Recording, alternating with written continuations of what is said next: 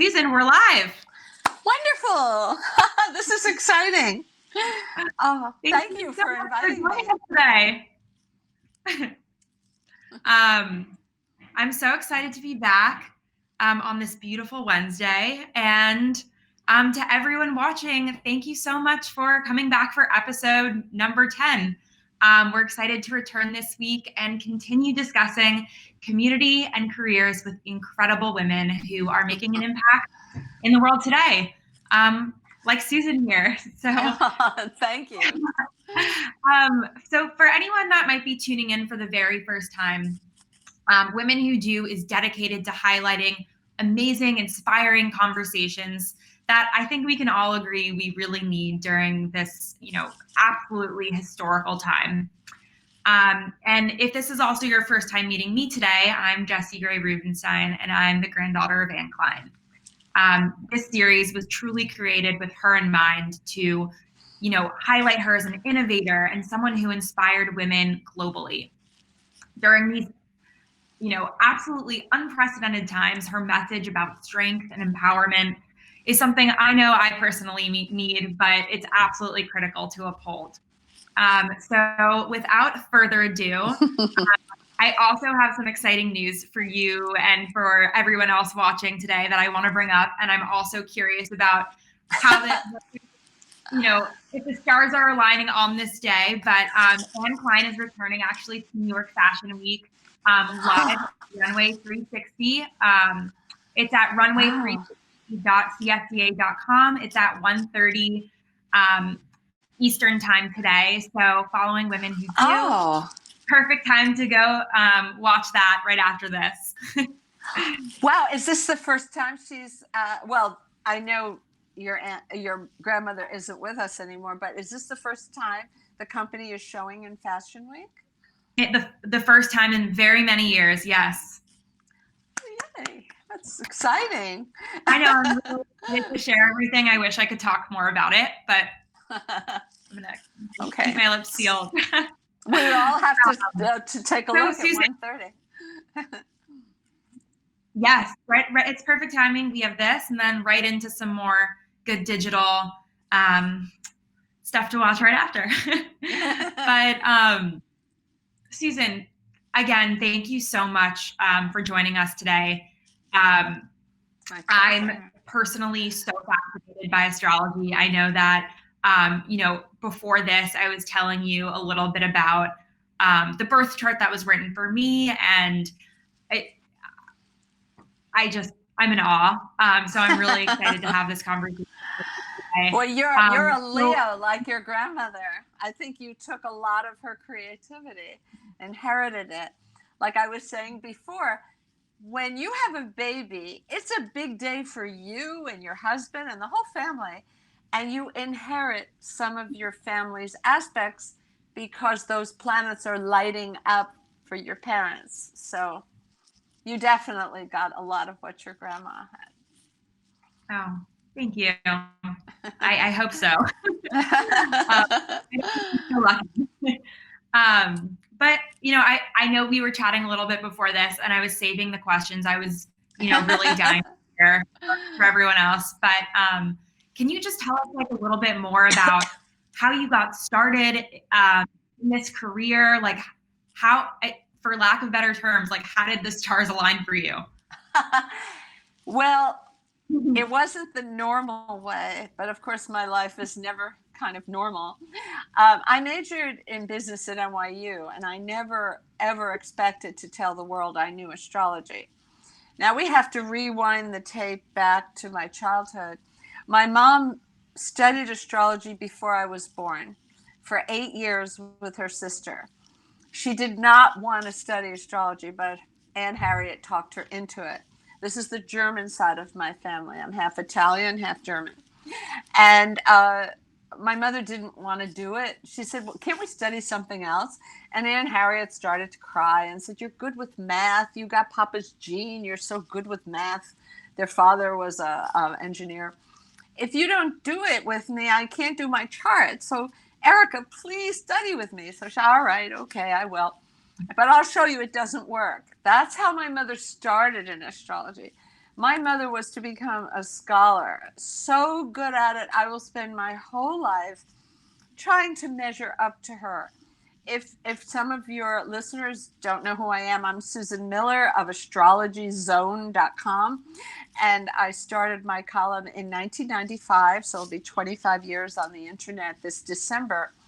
But what happened was I was born with a terrible birth defect, and I would get debilitating attacks where I would feel some kind of liquid falling thick, like chocolate syrup, falling from the hip down into the knee, but excruciating pain.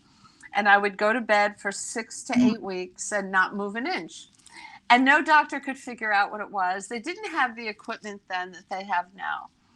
And a lot of them said I was making it up. I didn't want to go to school. And to be unjustly accused is the worst thing in the world. When I was 14, it came to a head. And my mother said, we can't keep going through this. We have to get an ambulance. But your father, my father had a grocery store, a beautiful Italian specialty imported goods and famous customers. And he was writing down all the recommendations because there was a nearby hospital. A lot of the doctors and nurses were coming in. And he would ask them the names of doctors. And one name kept showing up. So that was my doctor. And they did tests. They couldn't figure it out. So they went in. But once they went in, they couldn't get out.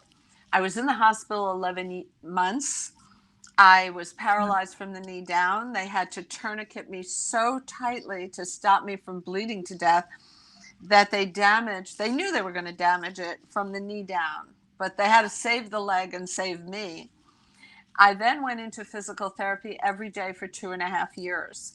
So, I was started at 14. But by the time I was in physical therapy, 11 months later, I was home. But I was up 2 flights of stairs and, in a brownstone, actually over my father's store on 2nd Avenue and 75th Street in Manhattan.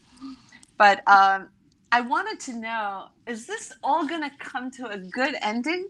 Is it going to have a happy resolve? And I begged my mother to teach me astrology, and she kept saying no. She said, this is serious stuff. This is not a parlor game. This is serious, and you're going to have to study 12 years. You're only 14 years old. You don't know what 12 years is. And then you'll read for your friends, and you'll think you know what you're doing. And I said, but I don't have any friends. I'm not in school. I do homeschool. And I'm not exactly going to sneak out with a great big brace to my hip with 2 crutches going down 2 sets of marble stairs. So she finally relented and started teaching me, but I had to study for 12 years. It would be 20 years before I ever charged for a chart. I had a job. I was an agent for commercial photographers, but I always dealt with creative people, and I loved my job. But it was through that job that I met the creative director of Warner Books. And I was reading her chart all the time because she loved astrology. And one day I told her to buy a lotto ticket. She said, Susie, you're wrong today. I'm not going to do it. I said, well, just do it in December, the last 2 weeks, 15th to the 31st. I'm not going to do it. I think it's a waste of money. But she forgot that there was a young boy, 12 years old, selling raffle tickets for the American Cancer Society all through the department. All her people were buying, I'll take 3 books, I'll take 4 books, because the little boy wanted to win a bicycle. So she bought a few books. She forgot about it. On New Year's Eve, her answering machine was blinking. Congratulations, Jackie. You won. First prize, you won the Porsche. Wow. And she said, there are 30 editors outside my door that would like to say hello to you. I said, no, you had the chart for it. And then I was right about the day she'd moved. She said she would never move. She had a rent control department the day she moved. It was 3 years hence. I gave the exact day. They couldn't get the desk out of the doorway. So she pulled out all the empty drawers. But the middle drawer, there was something stuck. It was an envelope. So what is this? You will move on March 12th, such and such year. And she said, no, I'll never move. And That's the date she moved. She said, that's it. We're getting you a book. Getting the chills over here. She got me a book a few years later, and then that fateful phone call in July of 1995. You're going to meet the webmaster. I said, of Time Incorporated? Yeah. I said, what do they want? And she was wise. She said, they don't know what they want. Come with your ideas. And they wanted something for women every day. I said, no, no, no. You need something detailed for men and women once a month. And they said, but won't people just come and go? I said, no, no, they'll come back for the detail that I will write. And they said, well, why would you do all that writing? I said, well, it will help people. An astrology zone was born. They gave me what I wanted. So I think your listeners should realize that if you have an idea, don't be afraid to voice it. Don't be afraid to disagree. Say, no, no, daily I can't say enough. Well, I do have an app on Google and on Apple called Daily Horoscope, Astrology Zone, and More by Susan Miller. But it's much more than just a daily. But I wanted something to be the foundation where I could give people an idea of the month and they could plan. And the way I write is I say what's already happened and where you're at, because you weren't born as a newborn baby that month. And so where you've been, what's happening now, and where it's going. And it became so popular. I have 11 million unique readers. 52% are outside the United States, 48% in, and 40% men, which makes me very happy. I told Time Warner it should not be for women. Men like to know what's coming up too. Why not, right? They want to plan, you know. And, you know, millennials have had a hard time. They came out of the colleges in 2008, 2009, a big crash. And now, 11 years later, another big catastrophe. And so they think the world is a dangerous place. It's not quite as dangerous as they fear, but they're just getting it all at once. We all get something in life sooner or later, but they're getting their bad luck out of the way. And I'm going to be with them and help them. I'm going to help them, you know, get across the ravine. I feel I can make people successful if they listen to me. They don't have to. You have free will. Astrology is not about predestination. It's about planning to work with the flow of the universe, a little like acupuncture in a way. If I had to give you an image there, it's working with cycles. And the whole world is built on cycles. Everything, our sleep cycles, day and night, the seasons. And, you know, there's a lot of cycles in astrology that we look back on. Like, for example, the Spanish flu had the same Jupiter conjunct Pluto as we have now. Wow. That was in 1918. My aunt was born that year. My Aunt Faye was born in 1918, and she's 102. I said, Aunt Faye, you're living through this again. She said, I know. But we're keeping her locked in the house. But she's well, you know, she's well and sharp. So, Susan, I know you prepared a chart for Anne, and, you know, I'm so excited to hear more because I grew up with so many stories from my father, and that's really how I know her, but I'm such a lover of astrology. So I hope this gives me, you know, some more perspective on who she was. Well, she was a Leo, and that doesn't surprise me because your logo is a little lion, the face of a lion. Perfect. She's born with what we call a stellium. A stellium is a crown of stars, and she has the sun, Mars, Neptune, and Mercury all in Leo, and they're tightly together, and that indicates prominence in the world. She was made for that, and some of our most visionary leaders are Leos. I love Martha Stewart. She's born a Leo. You know, you look up people you admire on Google, and they'll tell you their birthday. She has the moon in Aries. That makes her entrepreneurial and brave. Aries goes where angels fear to tread. You know, she started a business way back when women didn't own big corporations. I mean, she was born in 1923, and that was a very courageous move. But of course, the lion, he's courageous. I don't know if you can see this, but she's born with a grand trine. A grand trine is heavenly.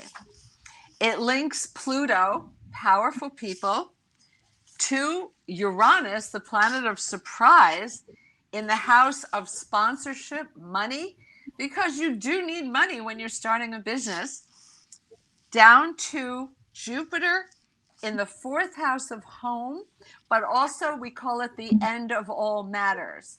So her courageous act to go for sponsorship would end well. She has Jupiter in Scorpio. She was a good negotiator, a very good negotiator.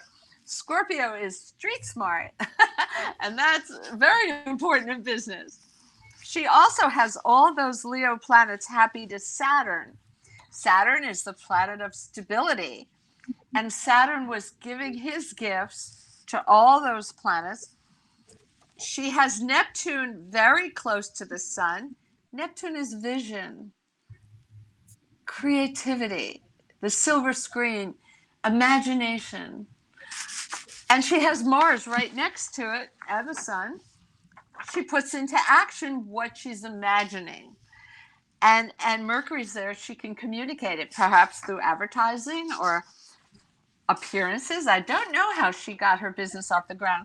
I was reading her story on Wikipedia, and I think all your viewers should take a look at that, because they'll feel great. If she could do it, you can do it too, you know? It just takes courage. And wow, she had it in spades. So Aries at the very top where the 12 is on a clock. Courageousness. It's the warrior who goes into battle, and they're fearless. And you know, my mother did a little research. She said, I wonder if the chart survives after the person passes away. And she has 25 degrees of Aries on the very top. This is your reputation and the fame you get. And Mars is in Aries at 25 degrees. And it went in September 9th. And it's kind of stuck at this 25-degree mark because it's going forward and back. And I think my mother's right. This is the perfect time to relaunch Anne Klein. How exciting is this? She's an icon in the business and now going to be made new. And you're going to help. And you're a Leo too. Perfect person to help. She's looking down from heaven saying, hey, Jessie, thank you. No, she has a beautiful chart. And family was very important to her. It wasn't just business. She had that balance with home. Where was her moon? Let's look at that. The moon is what's inside you that people don't get to see until they get to know you well. And she has it in Aries. And you have it in Capricorn, which makes you very good with money, very wise. And you're a good little saver and investor. And you got some of that from her too. So it's fun to look at charts, isn't it? Wow. That's so cool. Would you say, so I know there's like so much that goes into it. There's, because it's not just your sign, but there's all these other elements that 8 planets plus the sun and moon. Mm-hmm. And each one brings a gift to you. Yeah. Are there classic traits though for each sign? Like for Leo, is there something you'd kind of find throughout all Leos? Well, there are two of the most creative signs of the zodiac are Leo and Pisces. But I told my 2 daughters that the key to happiness in life is really creativity. If you could point to something and say, I made that, you'll always be happy. But if, money is wonderful, you need it. I mean, you have to have a certain amount to take care of your family and yourself and to have a little fun, but it's not going to give you the satisfaction as much as creativity. And Leos understand that. They're fabulous with color and design. Most of our greatest designers are Leos. You can look them up on Google. Just say what sign is whatever designer you wear. And 9 times out of 10, they're going to be Leo. But if they work a lot in the movies and in costume design, they may be Pisces. But your grandmother was for the woman who works and who goes out there in the world. And I know some people haven't been dressing up at all when they're in quarantine, but it's good to dress up a little. I know we're wearing masks, so the lipstick gets all over the mask, but at least do your eyes or something, because it makes you ready for work, and it makes you, I don't know, it just perks you up to get dressed. And I think we should all buy clothes for what's coming, because eventually we will go out again. This is not the end of everything. It's just a temporary time where we can think about what world we want later, Yes. No, that makes me feel a lot better about my recent online purchases. I like that attitude. Oh yeah, you have to be ready, and when you get invited on television, you have to be ready, to pull that dress out of the closet that makes you feel good. This is an Anne Klein because it seemed wrong to wear anybody else's, and it was easy to find. I love that. It's so fun. It reminded me of Pretty Woman, in that one scene where she wears a polka dot dress. Her polka dots were smaller and a brown background, but still, polka dots are so much fun, and they were all over the runway recently. It's all you some color right now. So I also wanted to ask you, Susan, you're a go-to astrologer for like major A-list celebrities like Cameron Diaz, Kristen Dunst, Katy Perry, Jennifer Aniston, the list goes on. And, I know you've also held numerous collaborations with fashion houses like Kenzo, Calypso, Furla, and more. I have actually. Yeah. I wanted to ask you, do you feel that there's kind of like a true intersect between fashion and astrology? And oh yes, I wrote a whole essay about that. Rulala and I did a collaboration, and they wanted to know what clothes they should pick for each sign. And I said, well, I should write it down so that your stylists have a blueprint. And I wrote a lot, as usual, me. And afterwards I said, gee, I think the readers might want to see what I wrote. It was never intended for that, but do you mind if I put it on my front page? They said, oh, go ahead. So it's on Astrology Zone, it says star power. And like Aries, like something casual, but dramatic with clean lines. They don't like a lot of fuss. Taurus loves investment pieces, and they like the finest fabrics. It's the most sensuous sign of the zodiac. So at lunch, they may be, feeling your sweater. Oh, is that cashmere? Is that, they'll buy beautiful classic clothes and usually neutrals, but they look gorgeous in them. And they're usually in jobs that involve money. So they have to look stable, And so they wear a lot of neutrals. The Geminis do magic with accessories. Oh my gosh, there's nobody better. And they get bored easily, so they need to change up the earrings, the necklace, the purse, And Cancer is one of the Valentines of the zodiac. And she has beautiful skin. It doesn't matter what ethnicity she is. She always looks lit from within. She looks beautiful in white, cream, or any of the colors in the seashell, that pale Mm. pink or Mhm. smoky blue. And she likes ruffles, and she likes silk, something with a sheen. Mm. Leo loves the best. They would rather Mm. have fewer clothes, but clothes that are well designed and beautiful color. I'm sorry, I should have had a glass of water here. Virgo loves details. Virgo knows that a beautiful fit makes an outfit elevated as if it's from Paris. And they look at the buttons and the buttonholes and the clasps, and they have made friends with their tailor. Just a little nip and tuck, that dress looks made for them. They love deeper colors like hunter green, teal, chocolate brown.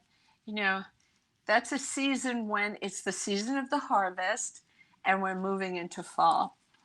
Um, Libra is very feminine, but they love real jewelry. They want 14 karat, 18 karat gold. They want the real thing. They're the daughter of Venus. Uh, they love soft pastels, and they look beautiful in them. Um, they're very social signs, so they have a lot of in magazines as editors. Mm. Wow. Scorpio likes very sleek. They usually wear black. They wear black all the time. They like a uniform that they can just slip on and not think about it. And beautiful suits and, more tailored. But at night, they have the most gorgeous lingerie. This is the sexy side of the zodiac. So there's another side to Scorpio. It's beautiful. Sagittarius must be comfortable. She's the one on the airplane all the time. And it's kind of hard to be in quarantine if you're a Sagittarian. Don't worry, this won't be forever.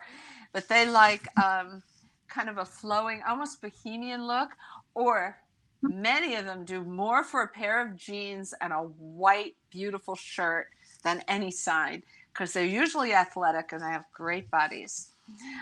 Capricorn is, again, like Taurus, investment dressing. They like old things, maybe grandmother's pearls or mother's Mhm. brooch or something, estate jewelry or a beautiful ring. They wear butterscotch and cream and navy and more neutral colors. Whereas Aquarius is just the opposite. They're electric. Well, every sign makes up for what the sign before it lacks. So Aquarius will look into new fabrics that have never been made. Maybe they were developed by NASA, or a jacket with lots of pockets to put all their gadgets and iPhones, and they just love electronics. Their favorite place is in a computer store. um, and they have an internal yardstick for success. So if somebody says, I don't like that dress, I don't care. I like it, they say. And that's their strength. They believe in themselves. And then the last one is Pisces. Pisces is the Valentine of the zodiac. They love super feminine clothes. It doesn't have to be up to the minute. They they they make their own style. Did I lose you, Jesse?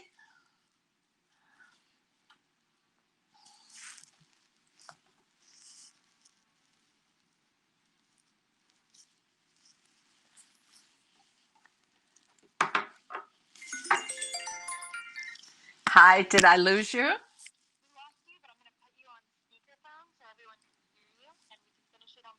Okay. All right, we're back. Okay. We lost you at Capricorn. Well, Capricorn loves elegant, elegant clothes, all neutrals, including butterscotch. And she's the classic beautiful girl in class. She wears real jewelry. She wears cashmere sweaters. Everything is of high quality. And she looks like she comes from wonderful pedigree of family lineage, even if she's not.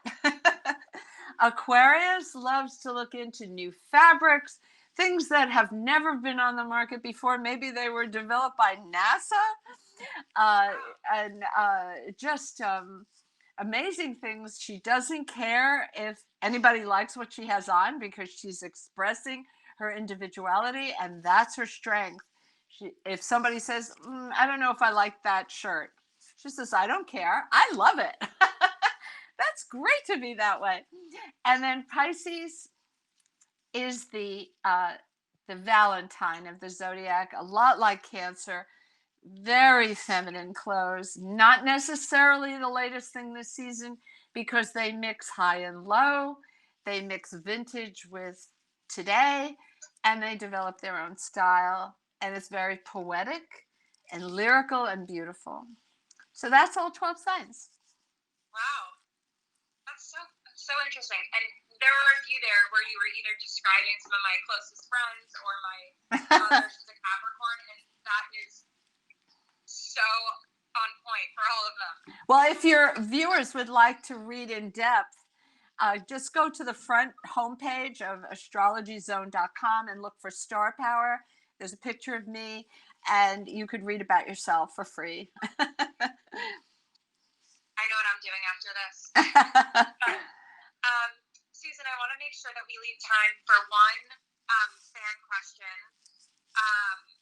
So Monique asks, what advice would you give to readers who are looking to make the most of the remaining months of 2020? Is there any positivity to look forward to this year? Well, this year is a year of looking back and meditating. I believe we had to use the time well. People who are just vegging out on Netflix, a year of your life is precious. We can't repeat it. Time is the only thing we can't get back. So you could think about, do I like my career? In terms of career, you have to do what you do best. You have to be the best at it. I always laugh and say there are 9 million people in New York. I live in Manhattan, and all of them want my job. So I better give it 180% every single day and keep learning and keep growing and keep reading. And Shakespeare, I wrote about this on the site in some of the signs. I was reading about the Black Plague that was rolling through Europe. And in England, he had the Globe Theater. He was enjoying doing productions and seeing how the audience reacted to his plays. But then the British government said, it's coming through, and everybody has to go home. Every time people gather together, we see an outbreak and people die. So we're shutting down the theaters in London. And that was a big step for the British government. So Shakespeare goes home and is like, I have to make a living. I guess I should write plays again. Between 1605 and 1606, he wrote Antony and Cleopatra, King Lear, and Macbeth in that 1 year because he was home locked in. Doesn't that inspire you? It inspires me. And the world is richer for it. So we can all use this time very productively. I think we will have a vaccine by a treatment by Christmas. If not Christmas, definitely by January 12th. But before you can get a vaccine, it's going to take a long time for them to distribute it. So we are going to spend a lot of 2021 waiting for that. But, you know my background and that I've been in hospitals all my life. And I've had 40 blood transfusions. I've had all kinds of painful physical therapy where they put electrodes on you. Staying home is the easiest thing I've ever had to do to stay healthy.